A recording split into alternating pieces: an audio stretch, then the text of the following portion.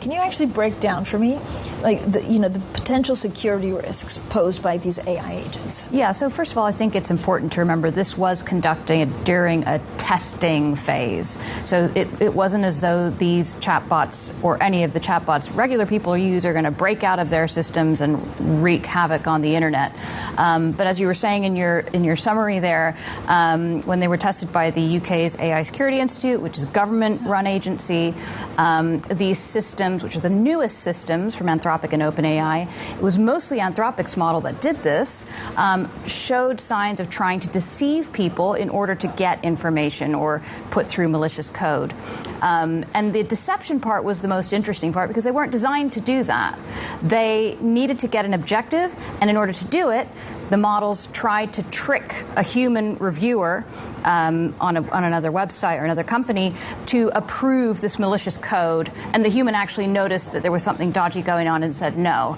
Now, in terms of should we be worried, I think we can be concerned, but we don't have to be massively alarmed just yet. As I say, this happened during testing, so and the safeguards that are normally put into these models to stop them hacking had been deliberately removed. So it's a little bit like when car manufacturers test the cars with crash test dummies.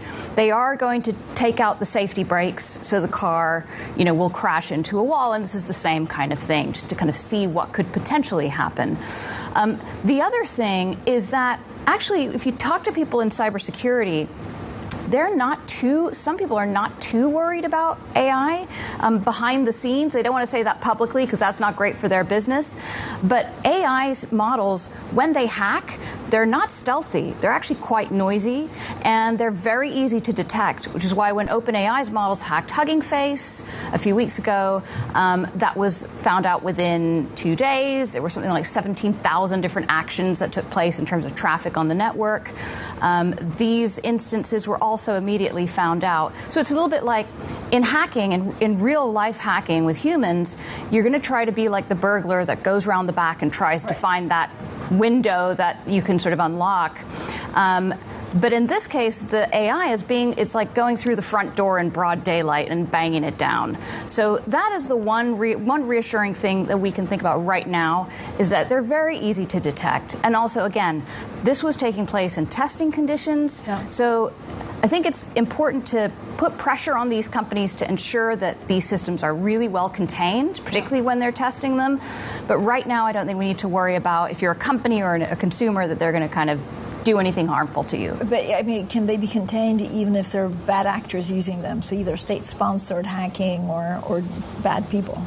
Well, if it's a bad actor who wants to use a model for hacking, they can't. If it's Mythos or a proprietary model from OpenAI or Anthropic, because they've got really strong safeguards. In fact, when Hugging Face was hacked by OpenAI, they couldn't even use a high-quality model from OpenAI or Anthropic because it was stopping them. It thought they were trying to hack somebody to defend themselves.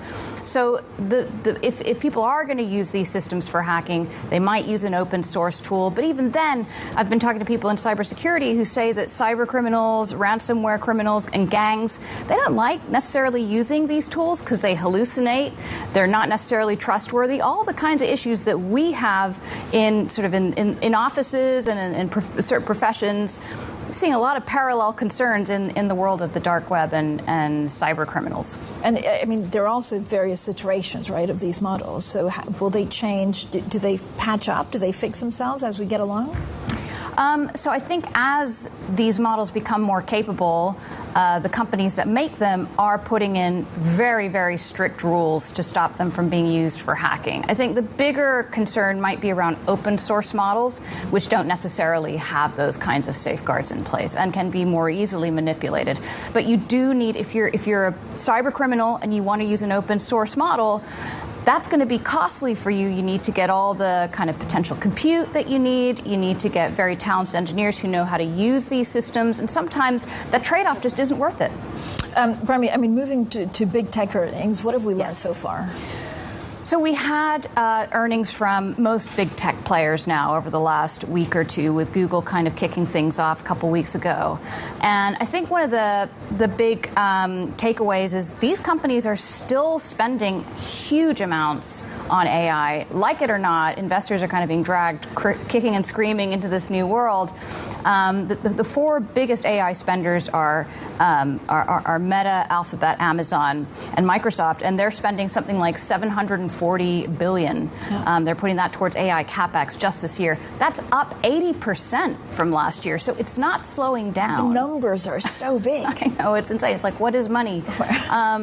So I think right now investors are just, in terms of, you looked at the shares, of course, Microsoft was up as soon as they announced their earnings. Meta was down something like 10%. Meta, is it because should they go after AI? This is not the first time, or do they just stick to their knitting?